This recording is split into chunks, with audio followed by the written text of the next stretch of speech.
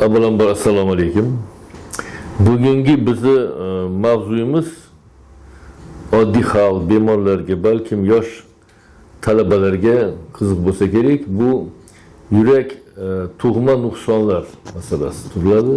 O'sha mavzuda asosiy maqsadimiz yurak tug'ma nuqsonlarini turlarini aytib berish, kelib chiqishini, kasallikni davolashda nimaga urg'u berilishi, qanaqa davolash yo'llari borligini hammasini tushuntirishga harakat qiladi. Men Saliy Bobur Hamidovichman. Mana shu sohada 30 yildan beri harakat qilib ishlanyapti.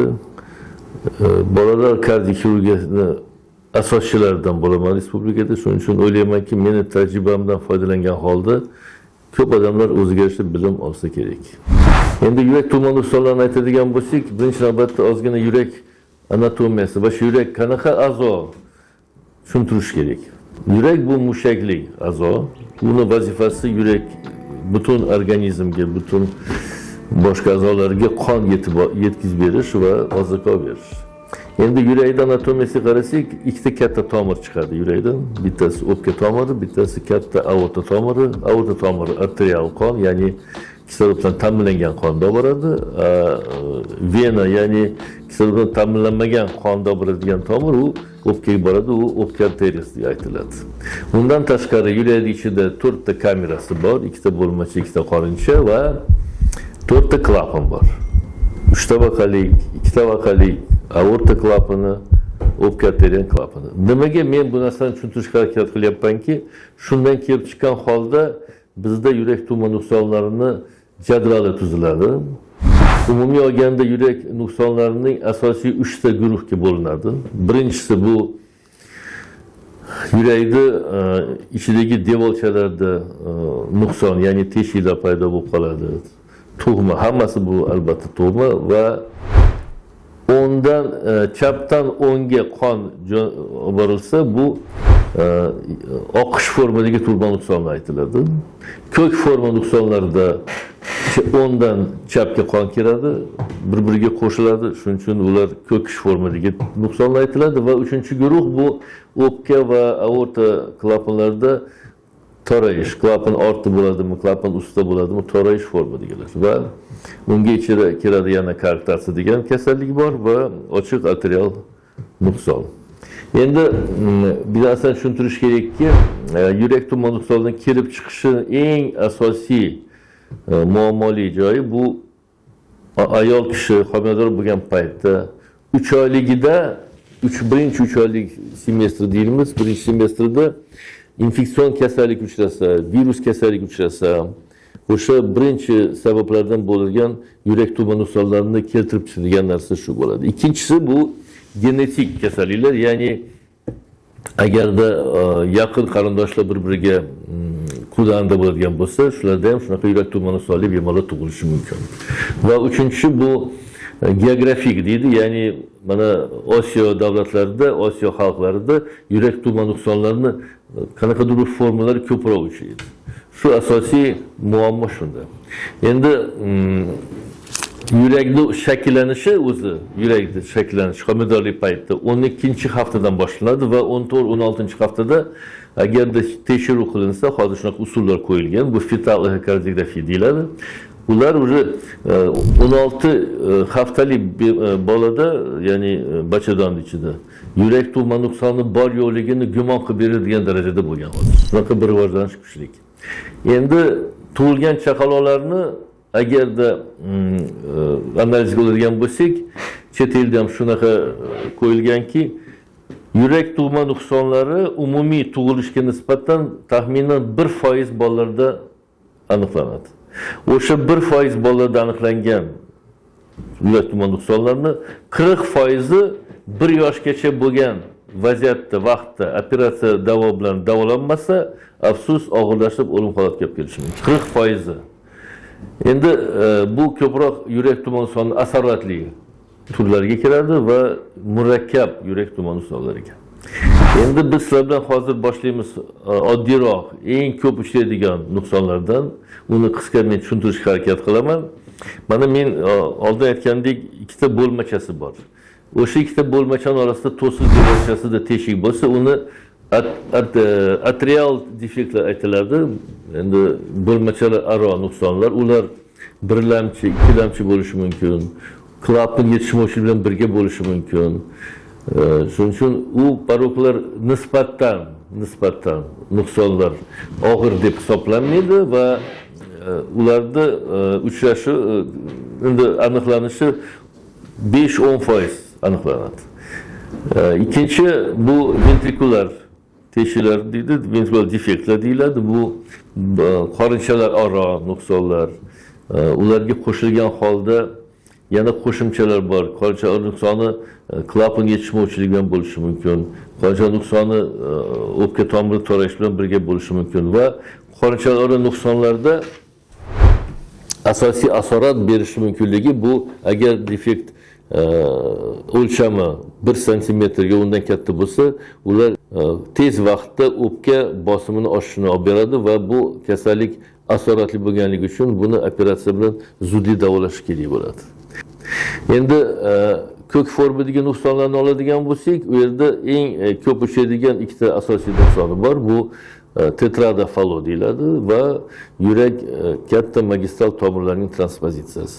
Bu paroklar murakkabligi birinchi navbatda ko'k forma bo'lgandi va ular nafaqat teshik, balkim qo'shimcha boshqa yurakni qismlarida o'zgarish borligi uchun, shuning uchun bunaqa bemorlarda diagnostikasi va davolashi o'ziga yarasha murakkablik tug'diradi. Endi 3-guruhdagi nuqsonlarni olsak, bu koarktatsiya aorta deydi. O'pka tomirida to'rayishi, aorta tomiri to'rayishi deganda ular klapan yo klapan tagida yo ustida to'rayish hisobiga bo'layotgan o'zgarishlar. Nimaga? Ya'ni o'sha to'ragan joydan o'sha qorincha qon olib borganda qiynalib, ya'ni qon o'tkazish uchun kuchli harakat qilganligi uchun tez vaqtda afsus yurakning qismi kattalashadi va mushagi yo'g'onlashadi. Bu ham albatta bemor uchun va kelajakda bolaning operatsiyaga muhtojligini bildiradi. Endi yurak xirurgiyasida, ya'ni mana bolalar jarrohligida qanaqa usullar bor? Birinchi navbatda afsus chaqaloqlar ko'proq hozir murojaat bo'lyapti. Ular yaxshi o'smaydi, tez-tez shamollaydi. Ko'k formidagi bolalarda o'sha saturatsiya degan narsa bor, shuni past ko'rsatadi. Xullas, operatsiyaning jarayonida ularga ko'rsatma qo'yayotgan paytda hamma tomonlama aniqlanib, tekshiruvdan o'tkazib, albatta qanaqadir operatsiya davo tanlanadi. Operatsiyalar qilinadigan turlari kardioxirurgiyada ikkita. Bu yurak operatsiyasida yurak to'xtatmay qiladigan operatsiyalar va yurakni to'xtatib, ya'ni qon aylanish apparati bilan birgalikda qilinadigan operatsiyalar. Asosiy 90% bemorlar o'sha ochiq turdagi yurak operatsiyasiga muhtoj. Kardioxirurgiya, ya'ni bolalar yurak jarrohligida juda katta muhim muammo bu nafaqat operatsiya o'tkazish, balki operatsiyadan keyingi holatda bunaqa bemorlarda reanimatsiya sharoitida parvarish. Ular juda ham katta bir parvarish talab bo'ladi. Albatta unga o'ziga yarasha bilim bo'lishi kerak. O'sha ishlayotgan shifokorlarni va eng asosiy ko'pincha 90-95% bolalarda natija yaxshi bo'lib, bular jamiyatga to'liq sog'lom inson bo'lib qoladi. 1-2 bosqichda operatsiya o'tkazadi. Afsus juda ham og'ir operatsiyalar bor, hayotiy ko'rsatma qilinadigan operatsiyalarda albatta bu natija kamroq ko'rsatiladi. O'zbekistonda deyarli hamma tur operatsiyalar qilinadi yurakda, bolalarda va muvaffaqiyatli qilinadi. Hozirgi oxirgi 5-6 yil davomida rivojlanish kuchli bo'lganligi uchun. Endi ko'pincha savol beradiki, ota-onalar, nima sababdan bolam shunaqa tug'ildi? Mana deganda men asosiy talabni qo'yaman qaynonalarga. Sababi kelinlarda ular o'sha ikki qat bo'lgandan keyin sal parvarish qilib, sal ehtiyotlik bilan qarash kerak, qiynab qo'yish kerak emasdi. Eng asosiy muammo bu shamollashdi. O'sha gripp yoki qizamiq, o'sha infeksion kasalliklar uchrasa, afsus qizlarimiz albatta yurakni shakllanishiga ta'sir qilib, yurak tumor nuqsonli bemorlar tug'ilib qolishi mumkin. Shuning uchun shunga ahamiyat beriladigan sizlarga bir tavsiya beraman.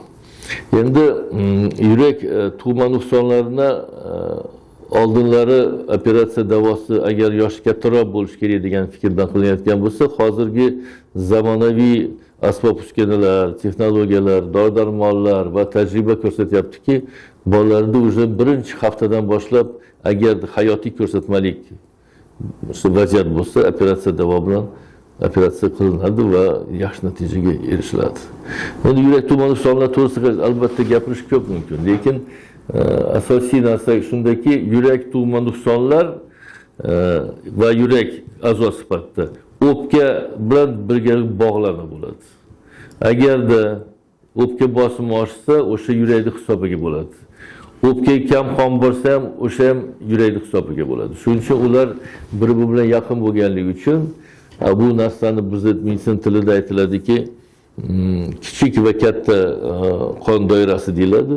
Shuning uchun bularda mana pediatrlarimiz bor, bolalar kardiologlari bor. Ular hammasi shu narsani tushunish kerakki, agarda shunaqa nuqsonli bemor kelsa, uni albatta hamma tomonlama tekshirgan holda vaqtida operativ davoga muhtojlik bo'lsa, jo'natib operatsiya o'tkazishga shart. Uni uzoq konservativ davo qilish kerak emas. Ko'p vaziyatda kasallarimiz kechroq keladi.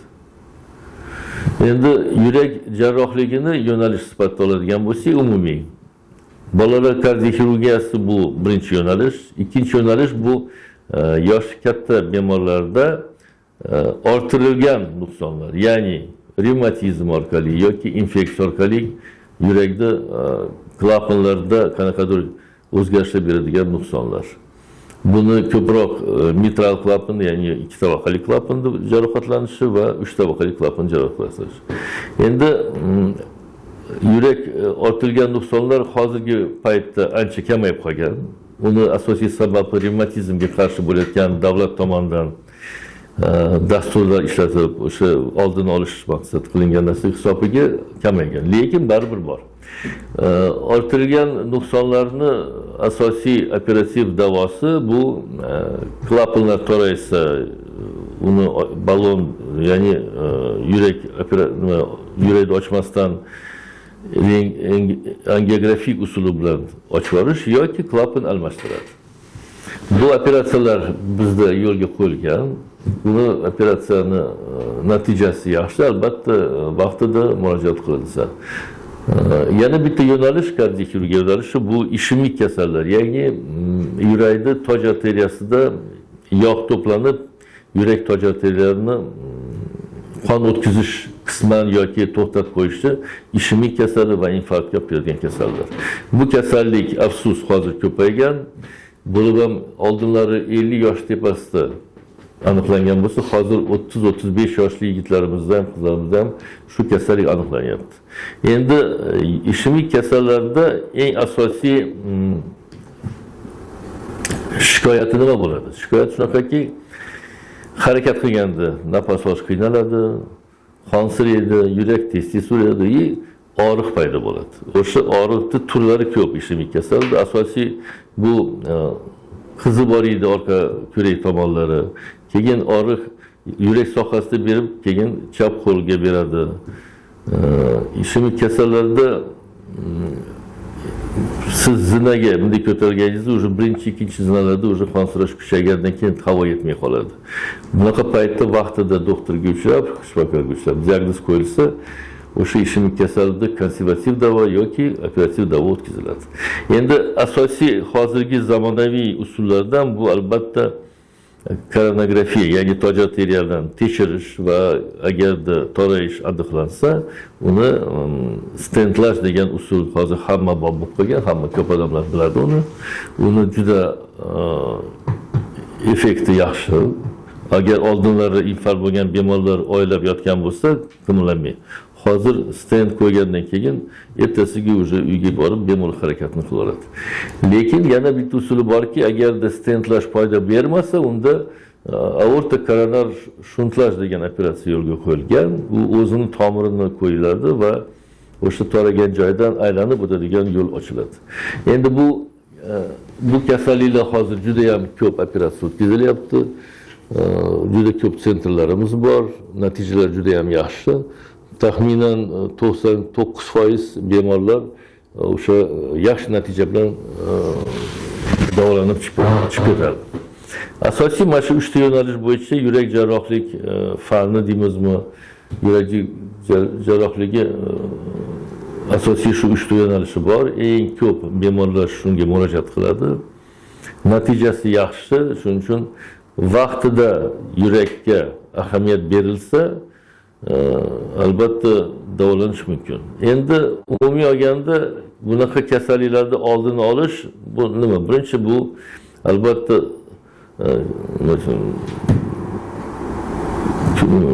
asosiy omillarda nima bo'ladi? Birinchisi bu oshiqcha vazn. Ikkinchisi bu kam harakat. Chekish, albatta, tamaki mahsulotlari, keyin spirtli ichimlik ichish, stress holatlari. No, uni oldini olish uchun albatta odam sog'lom turmush tarzi degan narsa bor, dastur bor. Mana prezidentimiz shu narsani bir postoyan talab qiladi xalqdan. O'sha sog'lom turmush tarzini vaqtida o'zida o'tkazilsa, albatta bunaqa kasallikka duch kelmasdan yaxshi hayot kechirib uzoq umr ko'rish mumkin.